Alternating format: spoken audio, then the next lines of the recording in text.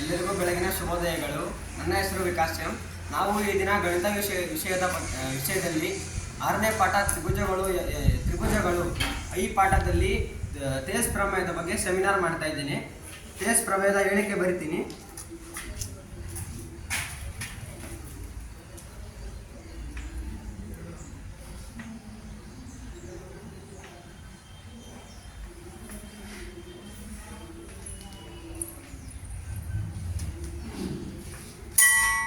ಥೇಸ್ ಪ್ರಮೇಯದ ಹೇಳಿಕೆ: ತ್ರಿಭುಜದ ಎರಡು ಬಾಹುಗಳನ್ನು ಎರಡು ವಿಭಿನ್ನ ಬಿಂದುಗಳಲ್ಲಿ ಛೇದಿಸುವಂತೆ ಒಂದು ಬಾಹುವಿಗೆ ಸಮಾಂತರವಾಗಿ ಎಳೆದ ಸರಳ ರೇಖೆಯು ಉಳಿದೆರಡು ಬಾಹುಗಳನ್ನು ಸಮಾನುಪಾತದಲ್ಲಿ ವಿಭಾಗಿಸುತ್ತದೆ. ಇದನ್ನು ಬರಿತೀನಿ.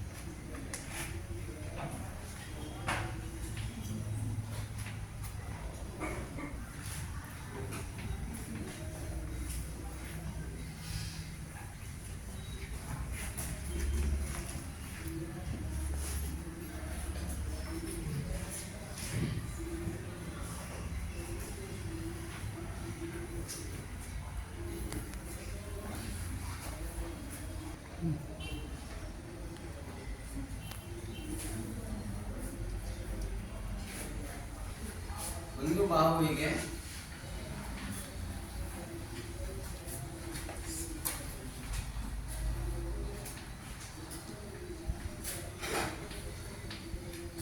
ಸಮಾಂತರವಾಗಿ ಎಳೆದ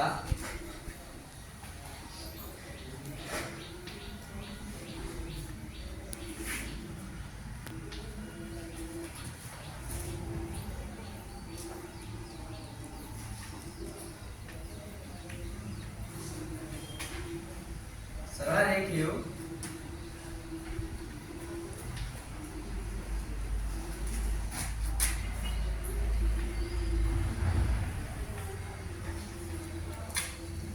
ಉಳಿದೆರಡು ಬಾಹುಗಳನ್ನು ಸಮಾನುಪಾತದಲ್ಲಿ ವಿಭಾಗಿಸುತ್ತದೆ.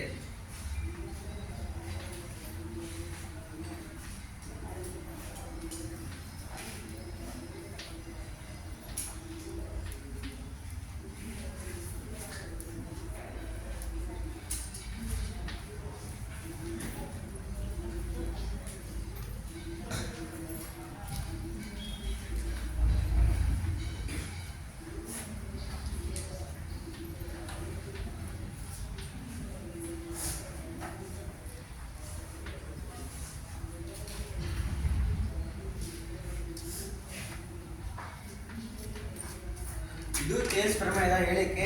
ಈ ಪ್ರಮೇಯದಲ್ಲಿ ಚಿತ್ರ ಇದೆ, ಚಿತ್ರ ಬರೀತೀನಿ.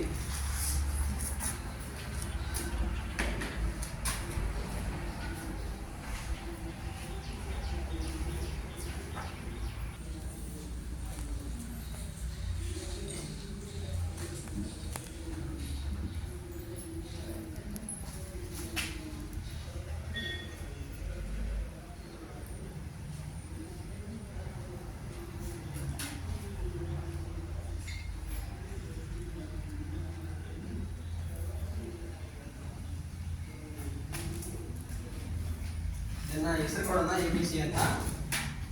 ಇದು A, ಇದು B, ಇದು B, ಇದು C.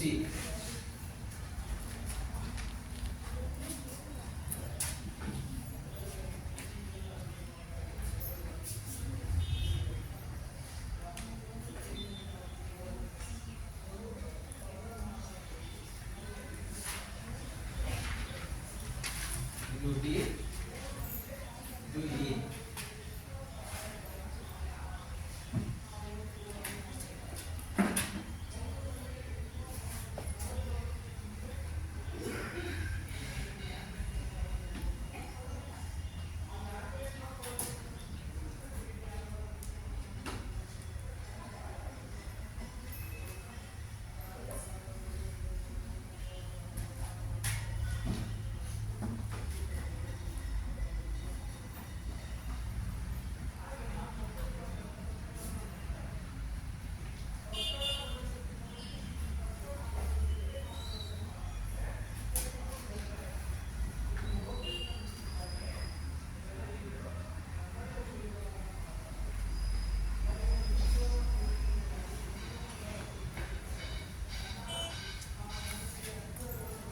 ಇನ್ನೊಂದು ಹೆಸರು ಕೊಡೋಣ.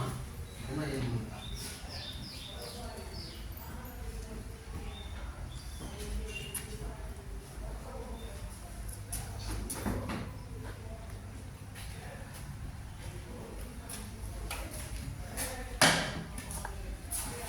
ಈಗ ಪ್ರಮೇಯ ದತ್ತ ಬರೆಯೋಣ.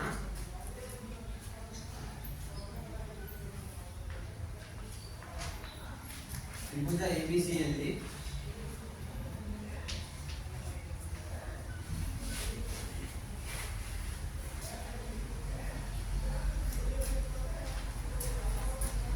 ಈ ಸಮಾಂತರ ಬಿಸಿ ಅಂದ್ರೆ ಡಿ ರೇಖೆ ಬಿಸಿಗೆ ಸಮಾಂತರವಾಗಿರುತ್ತೆ ಅಂತ ಸಾಧನೀಯ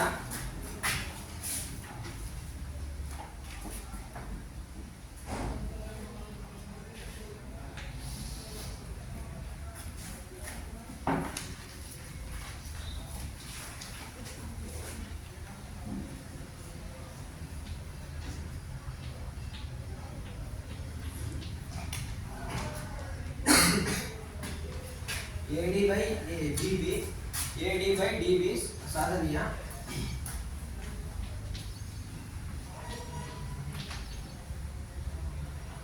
is equal to AE by EC AE by EC.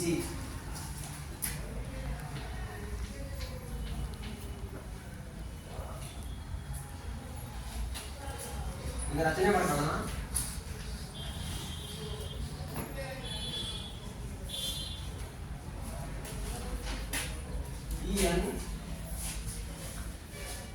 EN ಅಂದ್ರೆ EN ಇದು EN ಲಂಬ AB DM ಲಂಬ AC ರಚಿಸಿದೆ.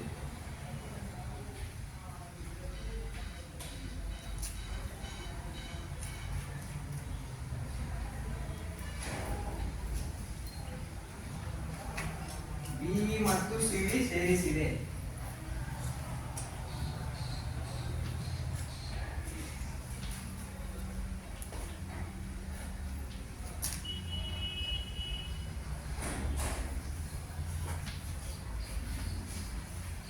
ಅಂದ್ರೆ EN ABಗೆ ಲಂಬವಾಗಿದೆ ಅಂತ. EN ಅಂದ್ರೆ ಇದು, AB ಅಂದ್ರೆ EN ABಗೆ ಲಂಬವಾಗಿರುತ್ತೆ ಅಂತ. DM ಲಂಬ AC ಅಂದ್ರೆ DM ACಗೆ ಲಂಬ ಆಗಿದೆ ಅಂತ.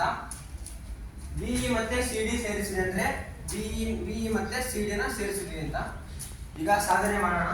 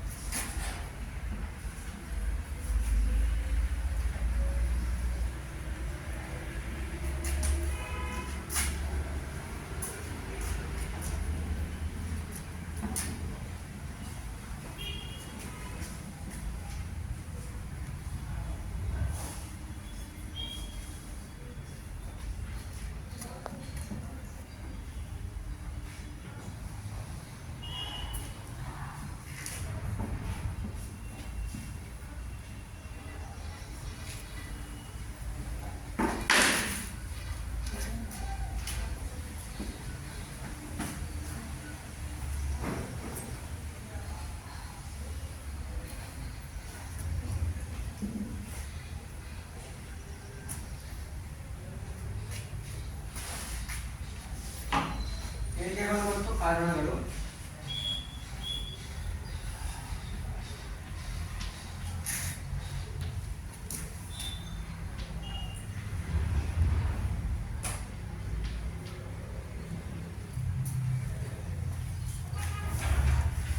ತ್ರಿಭುಜ ADE ಮತ್ತು ತ್ರಿಭುಜ DBEಗಳಲ್ಲಿ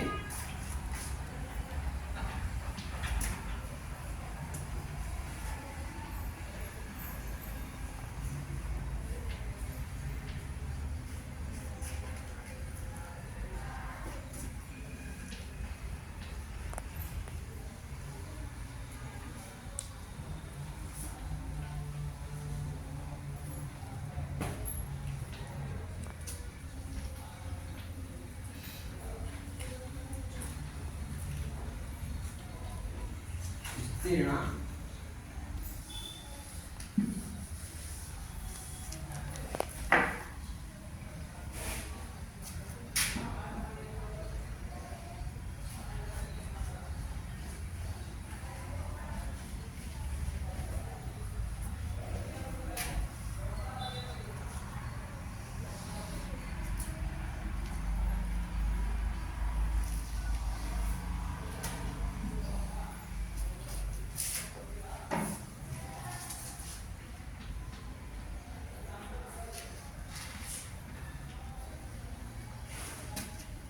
ವಿಸ್ತೀರ್ಣ ADE ತ್ರಿಭುಜ ADE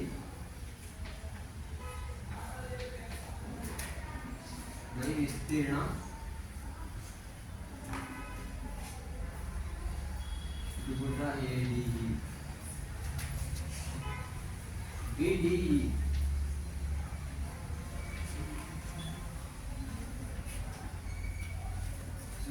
ಕಾರಣ ಬರೀತೀನಿ ಅರ್ಧ ಇಂಟು ಪಾದ ಇಂಟು ಎತ್ತರ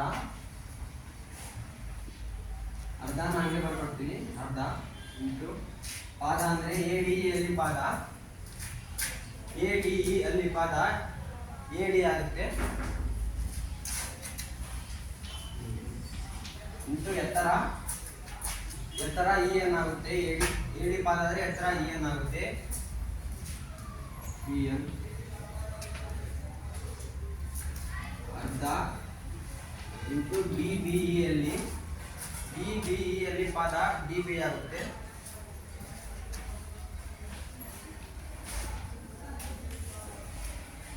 DB ಅಲ್ಲಿ ಪಾದ ಇದು ಮುಂದುವರೆದ ಇದು D ಮುಂದುವರಿಯುತ್ತೆ ಸ್ಟ್ರೈಟ್ ಬರಬೇಕು ಹಾಗಾಗಿ EN ಆಗುತ್ತೆ EN ಕ್ಯಾನ್ಸಲ್ ಆಗುತ್ತೆ ಮತ್ತೆ ಅರ್ಧ ಕ್ಯಾನ್ಸಲ್ ಮಾಡ್ತೀನಿ ವಿಸ್ತೀರ್ಣ ತ್ರಿಭುಜ ADE ಬೈ ವಿಸ್ತೀರ್ಣ ತ್ರಿಭುಜ BDE is equal to AD by TB. So ಒಂದನೇ ಸಮೀಕರಣ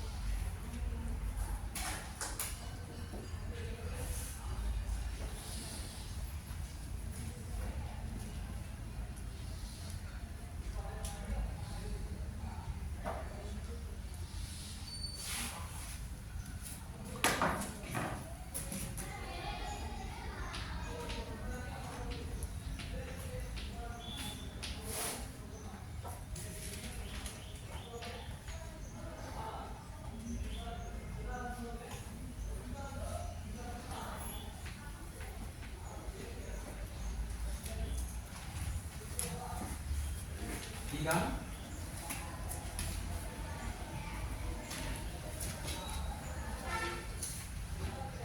ವಿಸ್ತೀರ್ಣ ತ್ರಿಭುಜ ADE ಮತ್ತು ADE by ADE ಈಗ BDE ಮಾಡಿದ್ವಿ ಆಮೇಲೆ CDE ಮಾಡೋಣ ವಿಸ್ತೀರ್ಣ ತ್ರಿಭುಜ CDE is equal to ADE ಅಲ್ಲಿ ಪಾದ AE ಪಾದ ಆಗುತ್ತೆ DM ಎತ್ತರ ಆಗುತ್ತೆ ಕಾರಣ ಬರ್ಕೊಳ್ತೀನಿ ಅರ್ಧ ಇಂಟು ಪಾದ ಇಂಟು ಎತ್ತರ ಅರ್ಧ ಹಾಗೆ ಬರ್ಕೊಳ್ತೀನಿ ಪಾದ AE ಆಗುತ್ತೆ ಎತ್ತರ DM ಹಾಗೆ ಸಿ ಡಿ ಅಲ್ಲಿ ಅರ್ಧ ಬರ್ಕೊಂತೀನಿ.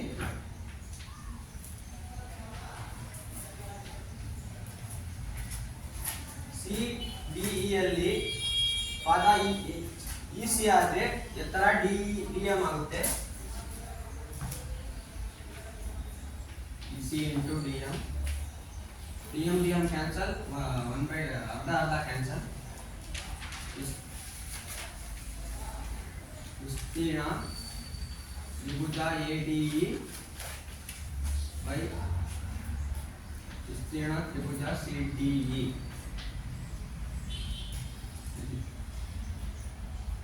is equal to AE by BC. ಇದು ಎರಡನೇ ಸಮೀಕರಣ.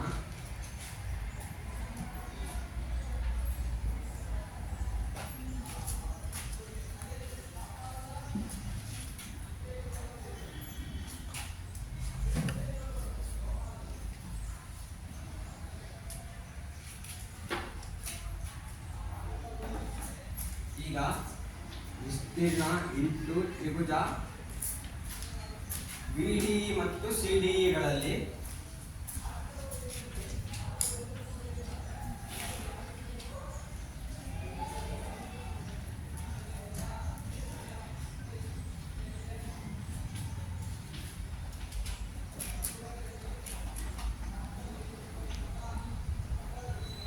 ಇದು ಮೂರನೇದು.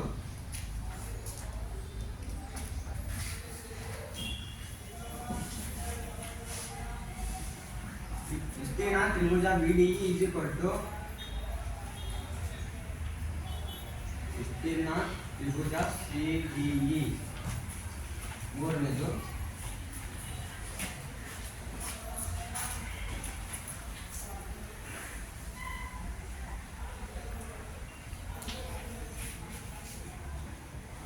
ತ್ರಿಭುಜದ ವಿಸ್ತೀರ್ಣ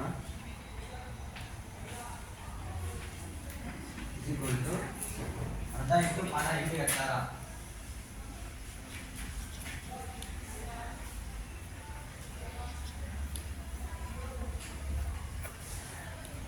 ತ್ರಿಭುಜದ ವಿಸ್ತೀರ್ಣ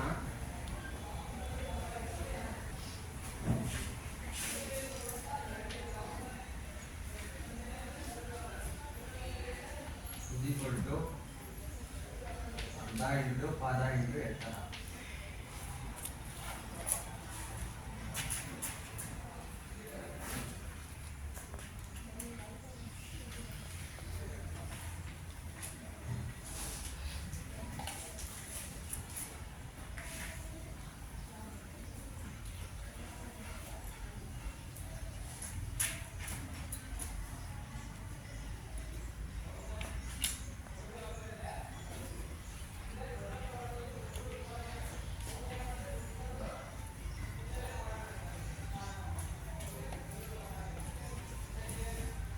ಒಂದು, ಎರಡು ಮತ್ತು ಮೂರುಗಳಿಂದ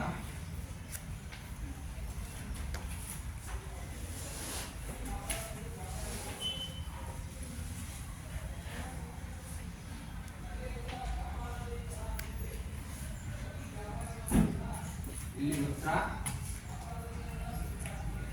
ಸಾಧನೀಯ AD by DB is equal to AE by EC.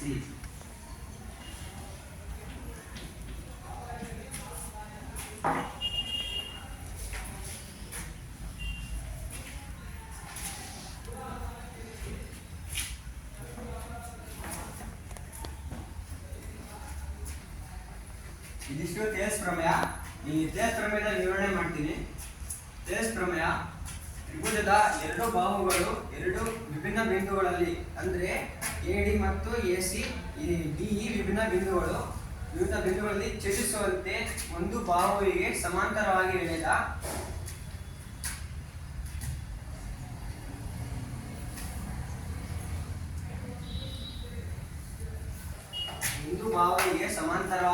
ಸರಳ ರೇಖೆಯು ಒಂದೇ ಡಿಇ ಬಿಸಿಗೆ ಸಮಾಂತರವಾಗಿ ಎಳೆದ ಸರಳ ರೇಖೆ ಇವೆರಡು ಬಾಹುಗಳನ್ನು ಸಮಾನುಪಾತದಲ್ಲಿ ವಿಭಾಗಿಸುತ್ತದೆ. ಅಂದ್ರೆ ಎಬಿ ಮತ್ತು ಎಸಿನ ಸಮಾನುಪಾತದಲ್ಲಿ ವಿಭಾಗಿಸುತ್ತದೆ. ದತ್ತ ತ್ರಿಭುಜ ಎಬಿಸಿಯಲ್ಲಿ ಬಿಇ ಸಮಾಂತರ ಬಿಸಿ ಅಂದ್ರೆ ಡಿಇ ಬಿಸಿಗೆ ಸಮಾಂತರವಾಗಿರುತ್ತೆ ಅಂತ. ಸಾಧನೆಯ AD by DB ಅಂದ್ರೆ AD by DB. AE by EC ಅಂದ್ರೆ AE by EC. ಸಾಧನೆಯ AD by DB is equal to AE by EC. AD ಮತ್ತು DB ಗಳ ಅನುಪಾತವು AE ಮತ್ತು EC ಗಳ ಅನುಪಾತಕ್ಕೆ ಸಮ. ಈಗ ಸ್ವಲ್ಪ ರಚನೆ ಮಾಡೋಣ. EN ಲಂಬ AB ಅಂದ್ರೆ AB ಪಾದ ಆಗಿದೆ, ಈ ಪಾದಕ್ಕೆ EN ಲಂಬ ಆಗಿದೆ. ಮತ್ತೆ DM ಲಂಬ AC ಅಂದ್ರೆ AC ಪಾದ ಆಗಿದೆ, DM ಲಂಬವಾಗಿದೆ. ಅದನ್ನ ರಚಿಸ್ತೀನಿ. BE ಮತ್ತು CD ನ ಸೇರಿಸ್ತೀನಿ. BE ಮತ್ತು CD ಸೇರಿಸ್ತೀನಿ. ಈಗ ಸಾಧನೆ ಮಾಡೋಣ. ತ್ರಿಭುಜ ADE ಮತ್ತು ತ್ರಿಭುಜ BDE ಗಳಲ್ಲಿ ಅಂದ್ರೆ ತ್ರಿಭುಜ ADE ಮತ್ತು ತ್ರಿಭುಜ BDE ಗಳಲ್ಲಿ ಅದರ ವಿಸ್ತೀರ್ಣ ಇಂಟು ತ್ರಿಭುಜ ADE ಬೈ ವಿಸ್ತೀರ್ಣ ತ್ರಿಭುಜ BDE. ತ್ರಿಭುಜದ ವಿಸ್ತೀರ್ಣ ತ್ರಿಭುಜ ADE ಮತ್ತು ತ್ರಿಭುಜ BDE ಗಳಲ್ಲಿ ಅಂದ್ರೆ ತ್ರಿಭುಜ ADE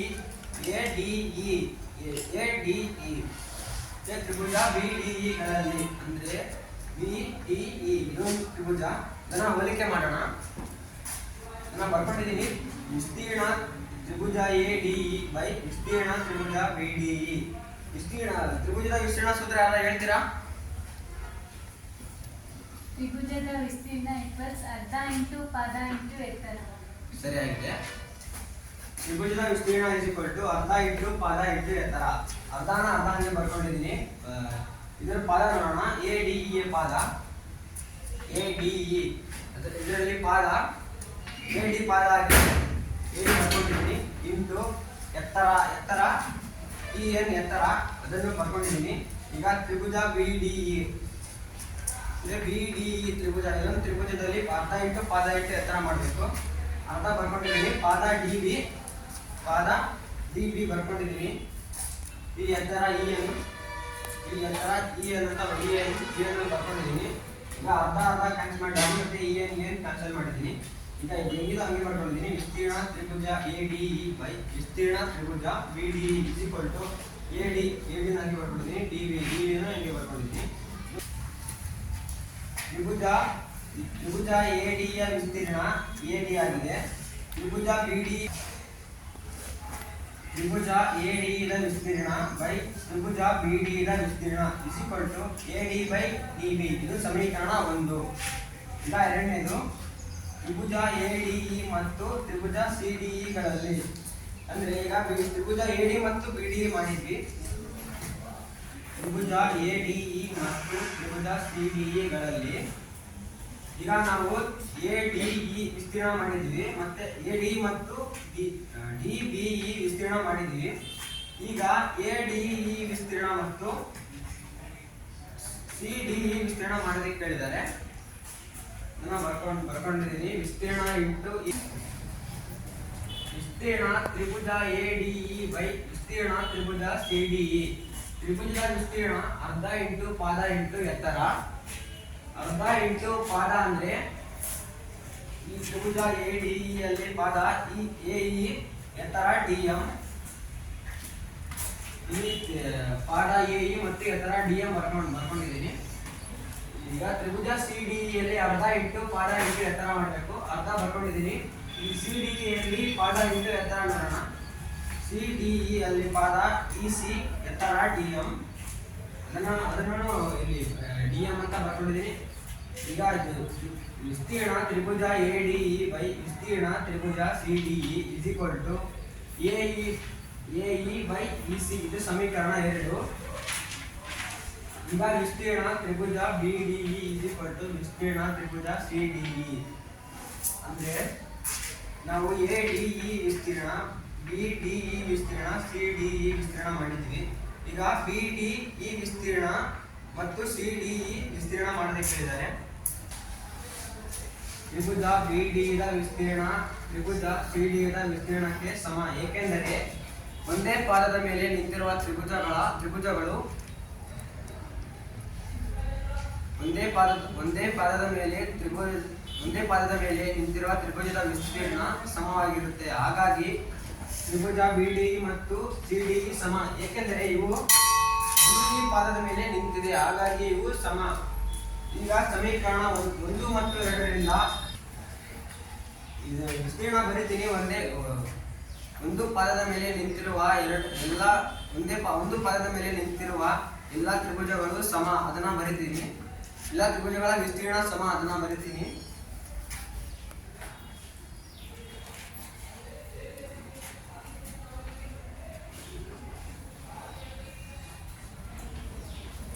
ಪಾದದ ಮೇಲೆ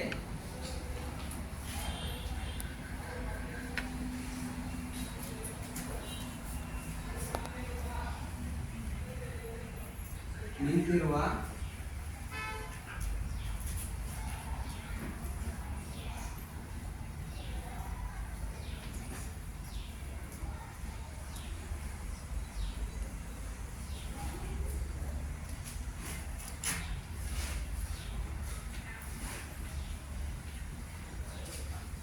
ಎಲ್ಲ ತ್ರಿಭುಜಗಳ ವಿಸ್ತೀರ್ಣ ಸಮ.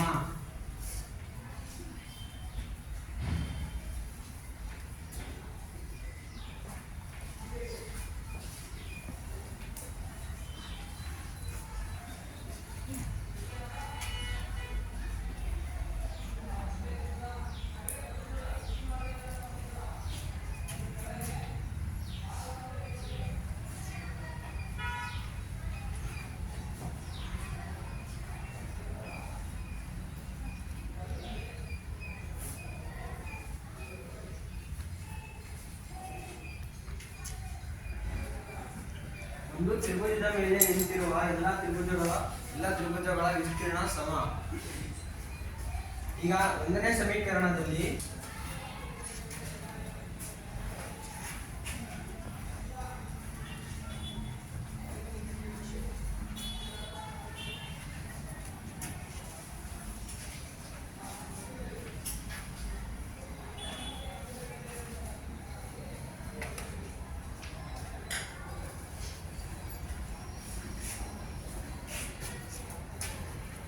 ಒಂದೇ ಪಾದದ ಮೇಲೆ ನಿಂತಿರುವ ಎಲ್ಲ ತ್ರಿಭುಜಗಳ ವಿಸ್ತೀರ್ಣಗಳು ಸಮನಾಗಿರುತ್ತದೆ. BDE ದ ವಿಸ್ತೀರ್ಣ ಮತ್ತು CDE ದ ವಿಸ್ತೀರ್ಣ ಒಂದೇ ಪಾದದ ಮೇಲೆ DE ಒಂದೇ ಪಾದವಾಗಿದೆ. ಇವುಗಳ ವಿಸ್ತೀರ್ಣ ಸಮನಾಗಿದೆ. ಈಗ ಸಮೀಕರಣ 1, 2 ಮತ್ತು 3ಗಳಿಂದ 1 ಅಂದ್ರೆ 1ನೇ ಸಮೀಕರಣ AD/BD AD/DB is equal to 2ನೇ ಸಮೀಕರಣ AE/EC AE/EC AD/DB is equal to AE/EC ಅಂದ್ರೆ AD ಮತ್ತು DB ಗಳ ಅನುಪಾತವು AE ಮತ್ತು EC ಗಳ ಅನುಪಾತಕ್ಕೆ ಸಮನಾಗಿರುತ್ತವೆ. ಇದೇ ನಮ್ಮ ಹೇಳಿಕೆಯಲ್ಲಿರೋದು. ತ್ರಿಭುಜದ ಎರಡು ಬಾಹುಗಳು ಎರಡು ವಿಭಿನ್ನ ಬಿಂದುಗಳಲ್ಲಿ ಛೇದಿಸುವಂತೆ ಒಂದು ಬಾಹುವಿಗೆ ಸಮಾಂತರವಾಗಿ ಎಳೆದ ಸರಳ ರೇಖೆಯು ಉಳಿದೆರಡು ಬಾಹುಗಳನ್ನು ಸಮಾನುಪಾತದಲ್ಲಿ ವಿಭಜಿಸುತ್ತದೆ. ಅಂದ್ರೆ ತ್ರಿಭುಜದ ಎರಡು ಬಾಹುಗಳು AB ಮತ್ತು AC ಇದು ತ್ರಿಭುಜದ ಎರಡು ಬಾಹುಗಳು ಎರಡು ವಿಭಿನ್ನ ಬಿಂದುಗಳಲ್ಲಿ, ಅಂದ್ರೆ D ಮತ್ತು E ಎರಡು ವಿಭಿನ್ನ ಬಿಂದುಗಳು ಛೇದಿಸುವಂತೆ ಒಂದು ಬಾಹುವಿಗೆ ಸಮಾಂತರವಾಗಿ ಎಳೆದ ಸರಳ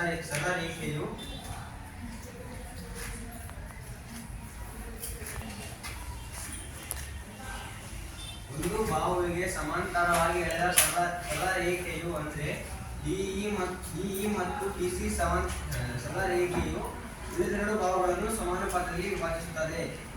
DB ಮತ್ತು EC ಯನ್ನು ಸಮಾನುಪಾತದಲ್ಲಿ ವಿಭಜಿಸುತ್ತದೆ. BC ಸಮಾಂತರ DE ಅಂದ್ರೆ ಈ ಸರಳ ರೇಖೆಯು AB ಮತ್ತು AC ಇವು DE ಗಳನ್ನು ಸಮಾನುಪಾತದಲ್ಲಿ ವಿಭಜಿಸುತ್ತದೆ. BC ಸಮಾಂತರ DE ಈ ಸರಳ ರೇಖೆಯು AB ಮತ್ತು AC ಯನ್ನು ಸಮಾನುಪಾತದಲ್ಲಿ ವಿಭಜಿಸುತ್ತದೆ. ಇದಿಷ್ಟು ಥೇಲ್ಸ್ ಪ್ರಮೇಯದ ಸಾಧನೆ. ಈಗ ನಿಮ್ಮಲ್ಲಿ ಯಾರಾದರೂ ಥೇಲ್ಸ್ ಪ್ರಮೇಯದ ಹೇಳಿಕೆಯನ್ನು ಹೇಳ್ತೀರಾ? ಸಾಗರ್ ಹೇಳಿ. ತ್ರಿಭುಜದ ಎರಡು ಬಾಹುಗಳು ಎರಡು ವಿಭಿನ್ನ ಬಿಂದುಗಳಲ್ಲಿ ಛೇದಿಸುವಂತೆ ಒಂದು ಬಾಹುವಿಗೆ ಸಮಾಂತರವಾಗಿ ಎಳೆದ ಸರಳ ರೇಖೆಯು ಉಳಿದೆರಡು ಬಾಹುಗಳನ್ನು ಸಮಾನುಪಾತದಲ್ಲಿ ವಿಭಾಗಿಸುತ್ತದೆ. ಸರಿ.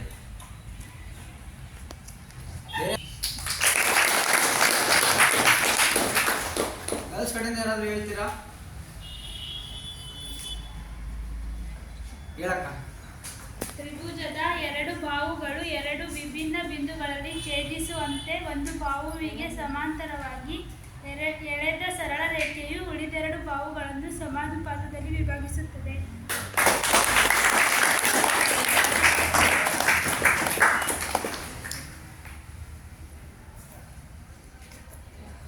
ಬೇರೆ ಯಾರಾದ್ರೂ ಹೇಳ್ತೀರಾ? ಹುಡುಗರಲ್ಲಿ ಯಾರು ಹೇಳಲ್ಲ? ಹೇಳ ಅಭಿಷೇಕ್. ತ್ರಿಭುಜದ ಎರಡು ಬಾಹುಗಳು ಎರಡು ವಿಭಿನ್ನ ಬಿಂದುಗಳಲ್ಲಿ ಛೇದಿಸುವಂತೆ ಒಂದು ಬಾಹುವಿಗೆ ಸಮಾಂತರವಾಗಿ ಎಳೆದ ಸರಳ ರೇಖೆಯು ಉಳಿದೆರಡು ಬಾಹುಗಳನ್ನು ಸಮಾಂತರವಾಗಿ ಸಮಾನುಪಾತದಲ್ಲಿ ವಿಭಾಗಿಸುತ್ತದೆ. ಹೇಳ್ತೀರಾ? ಹೇಳಕ್ಕ. ತ್ರಿಭುಜದ ಎರಡು ಬಾಹುಗಳು ಎರಡು ವಿಭಿನ್ನ ಬಿಂದುಗಳಲ್ಲಿ ಛೇದಿಸುವಂತೆ ಒಂದು ಬಾಹುವಿಗೆ ಸಮಾಂತರವಾಗಿ ಎಳೆದ ಸರಳ ರೇಖೆಯು ಉಳಿದೆರಡು ಬಾಹುಗಳನ್ನು ಸಮಾನುಪಾತದಲ್ಲಿ ವಿಭಾಗಿಸುತ್ತದೆ.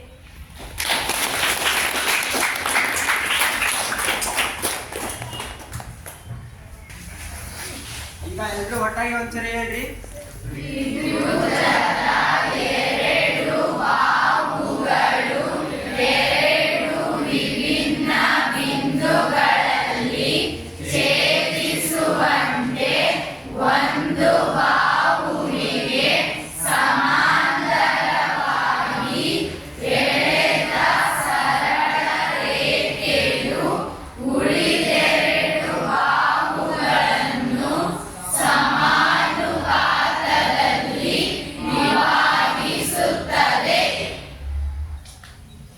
ಎಲ್ಲರಿಗೂ ಧನ್ಯವಾದಗಳು.